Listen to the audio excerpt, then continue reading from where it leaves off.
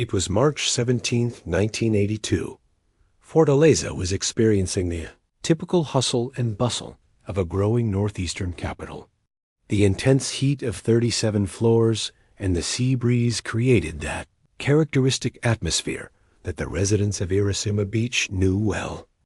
Antonio Carlos Pereira, 42, a respected businessman in the Aldeota neighborhood, and his wife, Maria Helena Pereira, 38, a teacher at the Justiniano de Serpa State School, were last seen leaving their home on Silva Paulet Street, an upper-middle class residential area that was beginning to gain value in that stronghold in the early 1980s.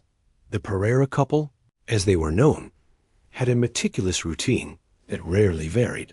Every Tuesday, Antonio closed his construction materials store at 6 p.m. and picked up Maria Helena from school, where she taught high school mathematics.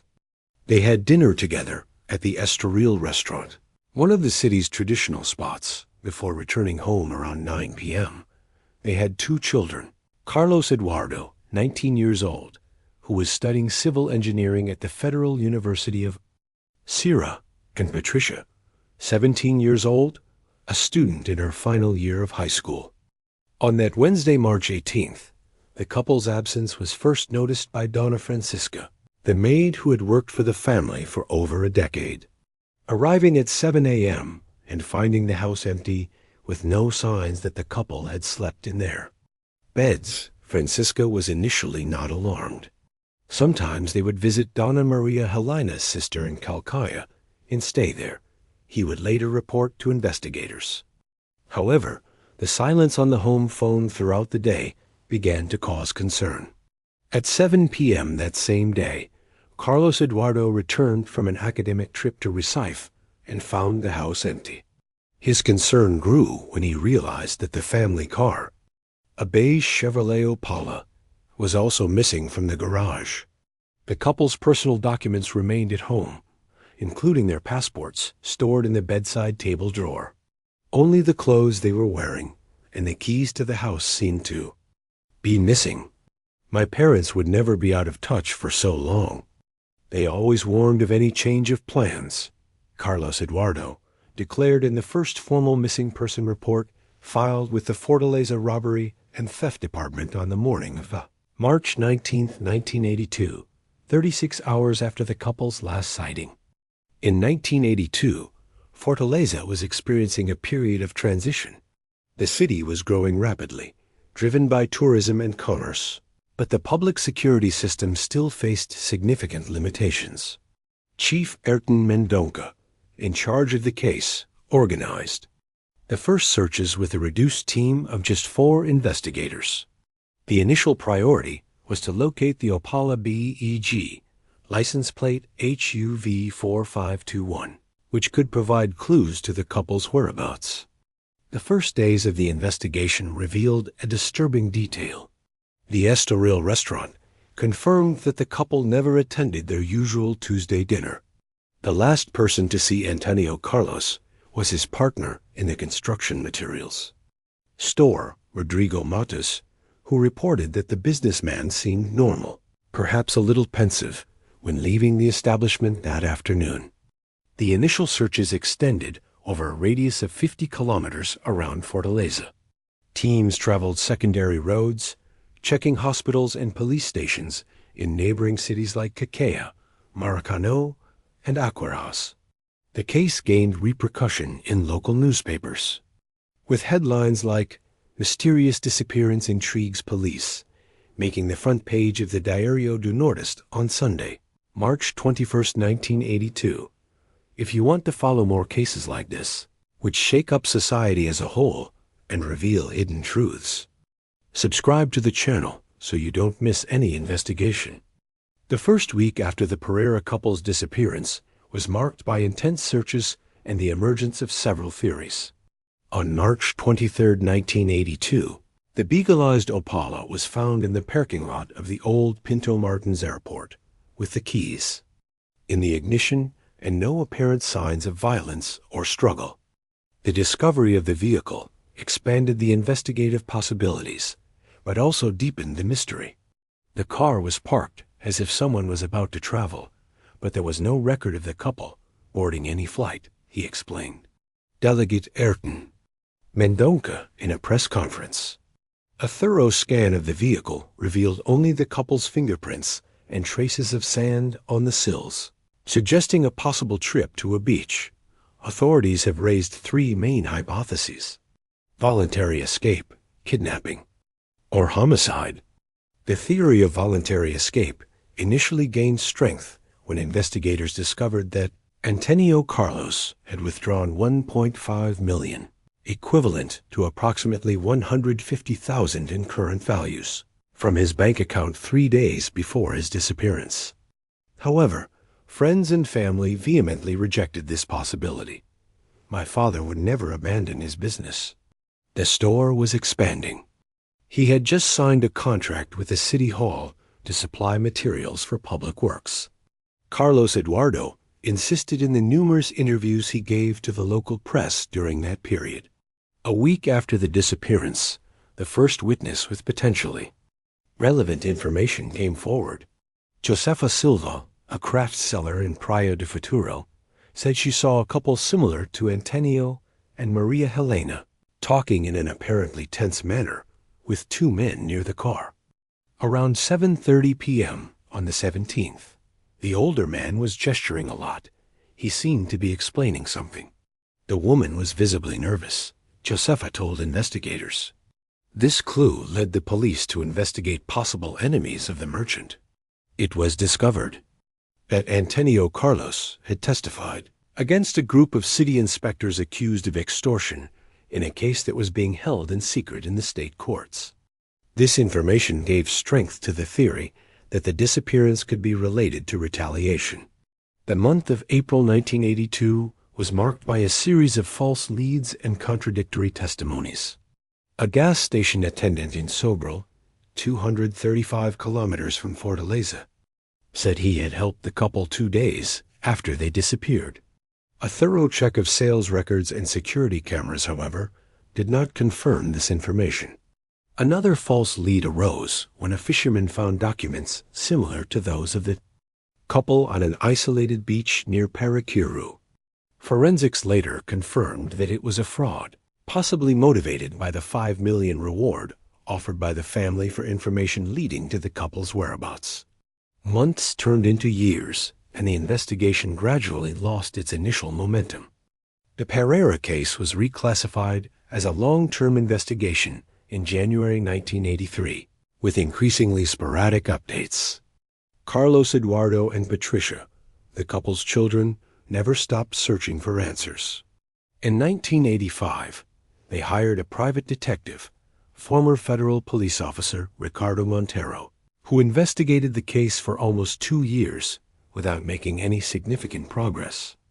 The disappearance of the Pereira couple became one of the greatest mysteries in the history of Sierra's police force, wrote journalist Democrito Dumar in a special report covering the case's 5-year anniversary, published in the newspaper O Povo in March 1987. How could two people simply vanish without a trace in a city the size of a fortress? One of the main difficulties in the investigation was the fragility of the recording and communication mechanisms between the different police forces at the time. Brazil was experiencing the final years of the military dictatorship, with a slow transition to redemocratization, and public security systems still operated in a compartmentalized manner. Paper police reports, typed files, and the lack of integrated databases made it nearly impossible to establish connections with similar cases in other states. In 1989, 7 years after the disappearance, the case gained new and brief attention when an inmate at the Itapeji State Penitentiary, serving a sentence for homicide, claimed to have information about the couple's whereabouts. However, when brought to give a formal statement, he presented only a few facts, vague and inconsistent in an apparent attempt to gain procedural advantages. Upon completing a decade in 1992, the Pereira case was formally transferred to the newly created Missing Persons Department under the supervision of Chief Roberto Froda. A thorough review of the case files, however, yielded no new lines of investigation. The family home on Silva Paulet Street had been sold in 1988 when the children decided to move to Snow Paulo, seeking a fresh start away from the painful memories. The Pereira couple's case remained dormant for almost 2 decades in the Sierra Police Archives. Like so many other unsolved mysteries, it gradually became an urban legend, a story that older residents told to new residents of the Aldeota neighborhood. The family's original home had changed hands several times, being completely renovated in 2003 when a textile businessman acquired it and modernized its structure.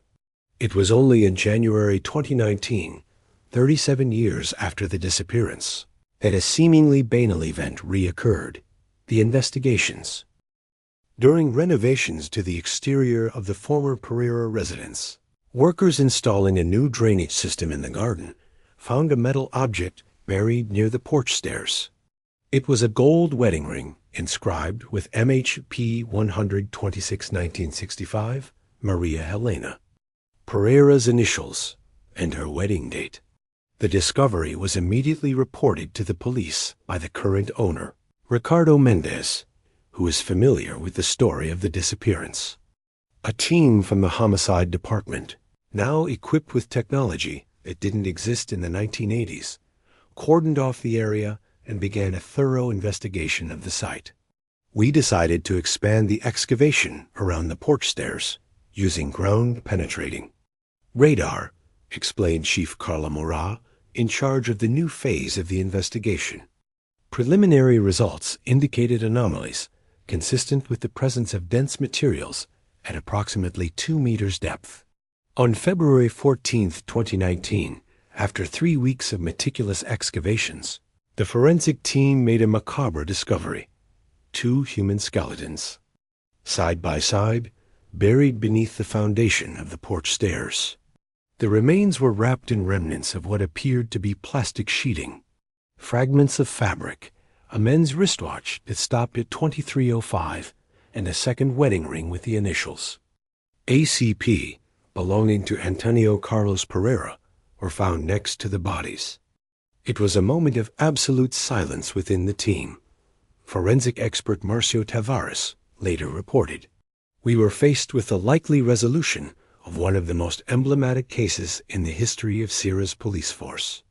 The remains were transported to the Fortaleza Legal Medical Institute, where modern forensic analysis techniques, including facial reconstruction and DNA testing, were applied.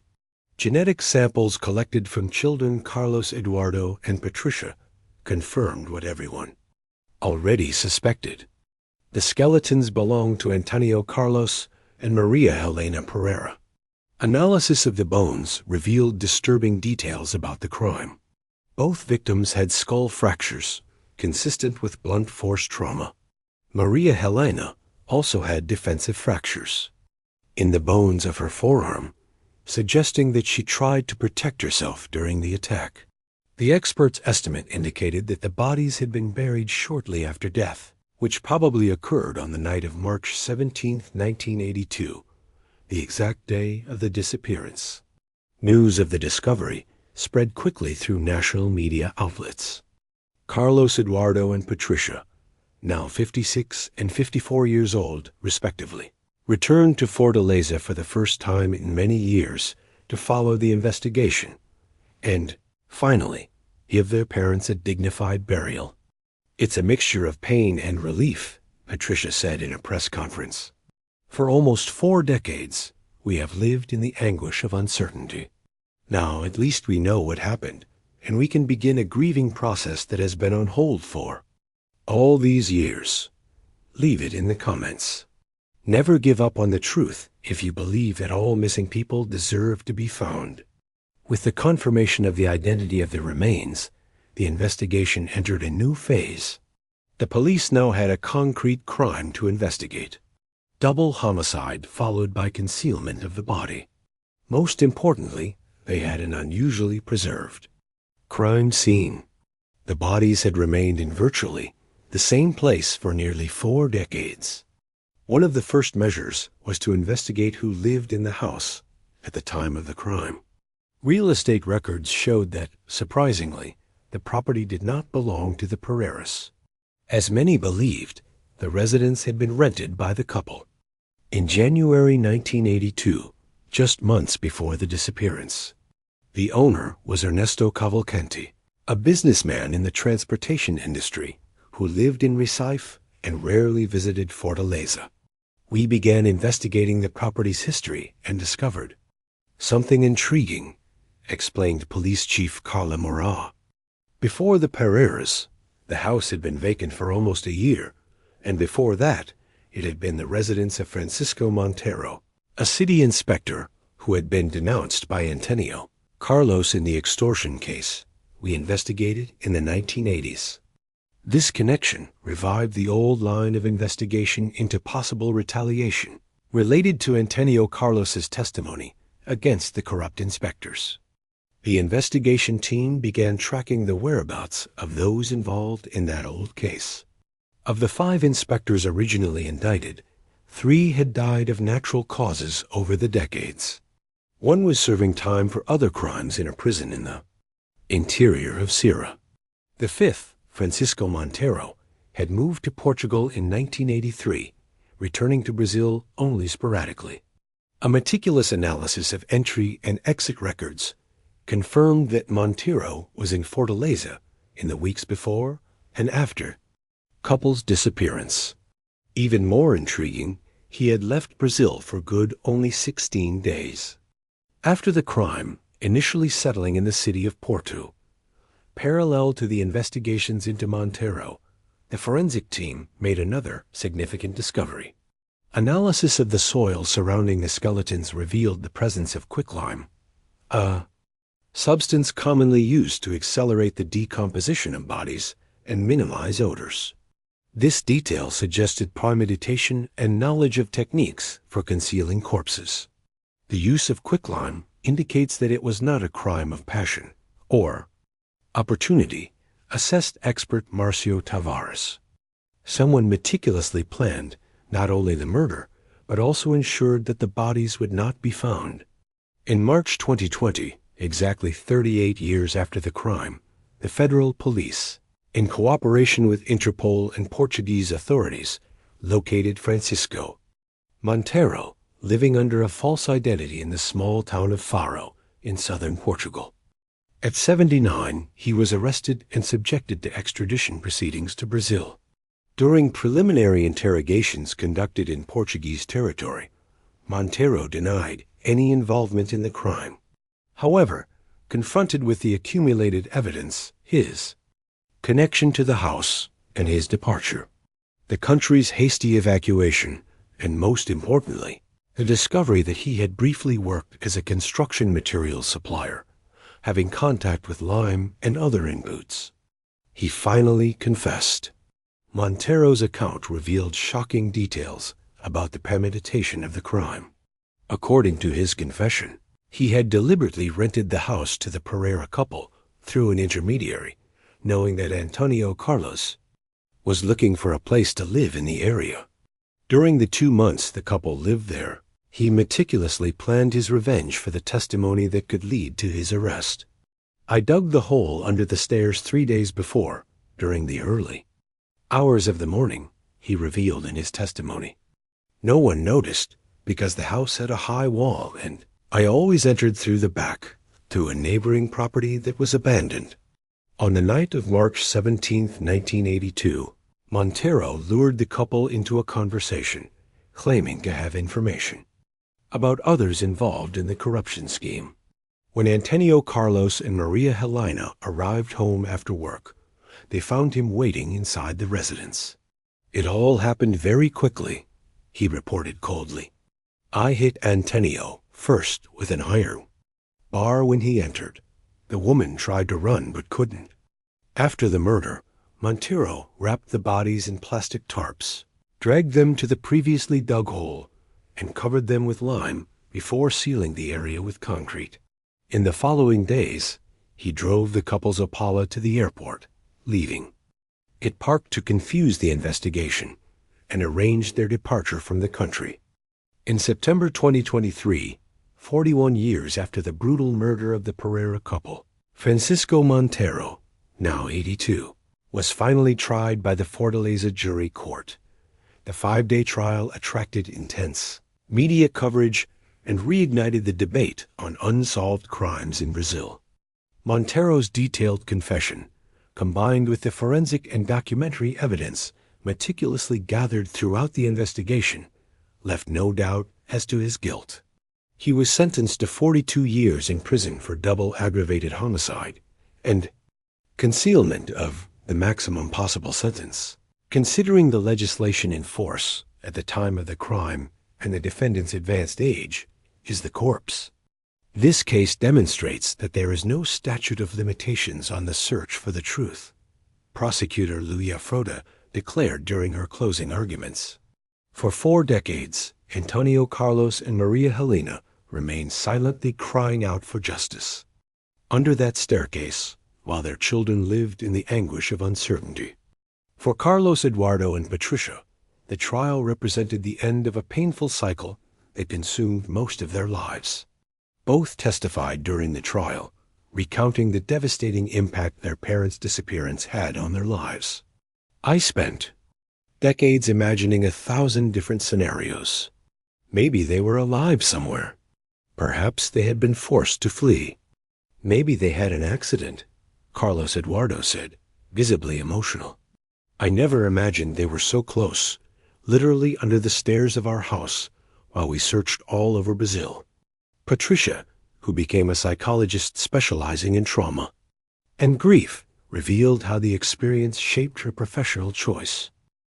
I've dedicated my life to helping people who, like us, experience traumatic and ambiguous losses. It's a way of transforming our tragedy into something that can help others. The Pereira case brought about significant changes in the investigative procedures for disappearances in Ceará. In 2021, while the case was still pending in court, the Pereira law was enacted, establishing specific protocols for investigating disappearances, including the perpetual preservation of genetic material and the creation of a nationally integrated database. The residence on Silva Paulet Street, the scene of the crime, was expropriated by the Fortaleza City Hall after an agreement with the current owner. The Memorial to the Missing, a memorial to the missing, was inaugurated on the site in March 2024, a space dedicated to raising awareness about missing persons in Brazil and supporting families still searching for answers. This case teaches us about the persistence of truth, reflected Chief Constable Carla Moura, who coordinated the final phase of the investigation. No matter how hard one tries to conceal a crime, traces always remain, silent witnesses, waiting for the moment to reveal what really happened. For the original investigators of the case, many now retired or deceased, the resolution represented the validation of their initial work. Chief Constable Ayrton Mendonça, who first led the investigation in 1982 and is now 89 years old, attended the trial supported by a cane. I always knew there was something wrong with that airport story, he commented after the sentencing. Police instinct told me the bodies were somewhere close to where they were last seen. Unfortunately, we didn't have the resources or technology to confirm this suspicion at the time. The Pereira couple's case entered the history of Brazilian criminology, not only for its late resolution, but also for the impact it had on investigative procedures and legislation on missing persons. It became a symbol of the importance of not abandoning seemingly unsolvable investigations and the value of new forensic technologies in solving old cases. In a private ceremony held a week after the trial, the remains of Antonio Carlos and Maria Helena were finally buried in the São João Batista Cemetery in Fortaleza. The simple and elegant tombstone bears only their names, dates of birth and death, and an inscription that summarizes 4 decades of searching. The truth, no matter how long it takes, always finds its way to the light. If you've watched this far, It's because you care about these cases that mark families forever. Leave a comment saying, "I watched this far so I can get to know you," and know who really cares about the pursuit of truth. Don't forget to like this video and share it with people who are also interested in real-life investigations and justice. This case reminds us that behind the statistics of missing persons in Brazil, there are human stories, broken families, and truths that deserve to come to light. No matter how long it takes, justice may be slow, but when it finally arrives, brings with it the relief that only the truth can provide.